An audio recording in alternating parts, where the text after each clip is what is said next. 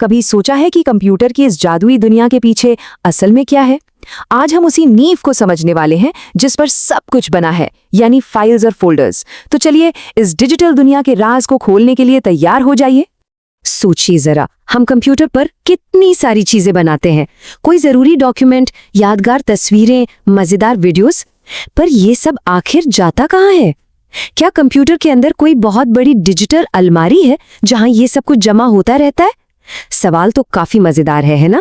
और बस यहीं पर हमारे आज के हीरो यानी फाइल्स और फोल्डर्स काम आते हैं। ये समझिए कि डिजिटल दुनिया को ऑर्गेनाइज करने वाले सीक्रेट एजेंट्स हैं। और यकीन मानिए, एक बार इन्हें समझ लिया तो कंप्यूटर चलाना बहुत ही आसान हो जाएगा। तो ये फाइल्स और फोल्डर्स आखिर हैं क्या? चलिए इन डिजिटल बिल्डिंग ब्लॉक्स के राज को एक एक करके खोलते हैं। सबसे पहले बात करते हैं फाइलों की। देखिए, बिल्कुल सीधी सादी भाषा में एक फाइल जानकारी रखने वाला एक डिजिटल लिफाफा है। जब भी हम कुछ सेव करते हैं, चाहे वो कोई लेटर हो, कोई ड्राइंग हो या कोई गाना, हम असल में उसे एक नाम देकर एक डिजिटल लिफाफे में डाल रहे होते हैं।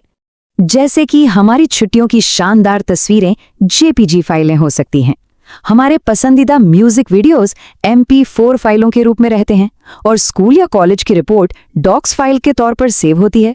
हर फाइल का अपना एक अलग नाम और एक टाइप होता है, बिल्कुल एक यूनिक फिंगरप्रिंट की तरह।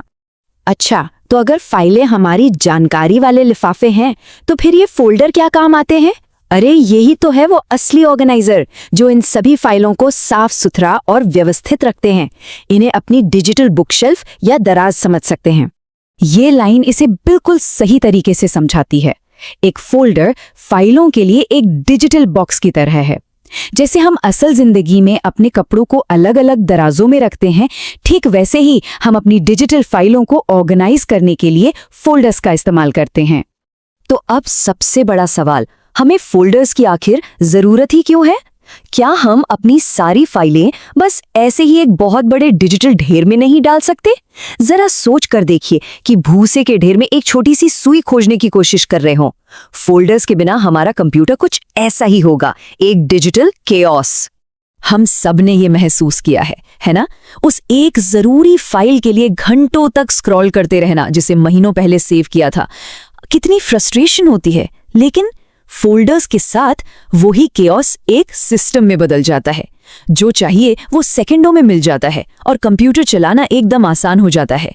तो अब जब ये तय हो गया है कि फोल्डर्स कितने काम के हैं, तो चलिए सीखते हैं कि इन्हें बनाते कैसे हैं। घबराइए नहीं, ये तो बच्चों का खेल है। शुरू करने के लिए 2 बेहद आसान तरीके हैं। पहला तरीका है क्लासिक माउस वाला मेथड। बस कहीं भी जाइए, डेस्कटॉप पर, डॉक्यूमेंट्स फोल्डर में, कहीं भी राइट क्लिक कीजिए, न्यू पर जाइए और फिर फोल्डर चुनिए। बूम, उसे एक नाम दीजिए, एंटर दबाइए और बस हो गया, आपका नया डिजिटल बॉक्स तैयार है। लेकिन रुकिए, एक और तरीका है, और ये उन लोगों के लिए है जिन्हें रफ्तार पसंद है। एक सीक्रेट कीबोर्ड शॉर्टकट जो पलक झपकते ही एक नया फोल्डर बना देगा। तैयार है? बस दबाइए कंट्रोल और शिफ्ट के साथ N, और ये देखिए एकदम जादू की तरह, है ना? और जब शॉर्टकट्स की बात हो ही रही है, तो चलिए कुछ और जरूरी कीबोर्ड कमांड्स को भी जान लेते हैं जो कंप्यूटर पर काम करने के अंदाज को ही बदल देंगे। ये अपनी डिजिटल टूल किट के सबसे जरूरी औजार हैं। Ctrl+C कॉपी करने के लिए, Ctrl+V पेस्ट करने के लिए। ये तो समझिए डिजिटल दुनिया के जय और वीरू हैं। और हाँ, Ctrl+Z अपना ओ नहीं ये मैंने क्या कर दिया वाला लाइफ सेवर, उसे तो कभी नहीं भूलना है। तो ये सारा जादू आखिर होता कहाँ है? ये सब होता है कंप्यूटर के मिशन कंट्रोल में, जिसे कहते हैं फाइल एक्सप्लोरर। ये वो जगह है जहां से अपनी सभी फाइलों और फोल्डरों को देखा जा सकता है, खोला जा सकता है, मूव किया जा सकता है।